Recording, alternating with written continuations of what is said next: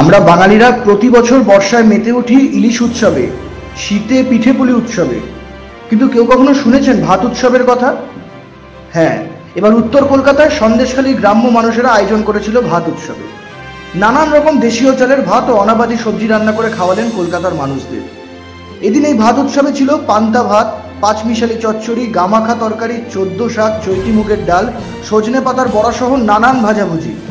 এদিন এই অনুষ্ঠানে উপস্থিত ছিলেন তৃণমূল নেতা কুণাল ঘোষ, পূর্ণেন্দু বসু, দোলা সেন সহ বহু বিশিষ্ট ব্যক্তিবর্গ। এই ধরনের খাবার খেয়ে খুশি উপস্থিত সকলেই। এদিন এই ভাত উৎসবে যোগ দিয়ে অরিত্র মুখার্জি নামে এক ব্যক্তি জানান, এখন তো পান্তা ভাত যেটা চলছে খাওয়া হচ্ছে, তার সঙ্গে আলু সেদ্ধ, কচুর শাক আর বড়া আছে, পাতার বড়া। খুবই সুন্দর খাওয়া, এবং গরমকালে এর থেকে ভালো খাবার আর হয় না।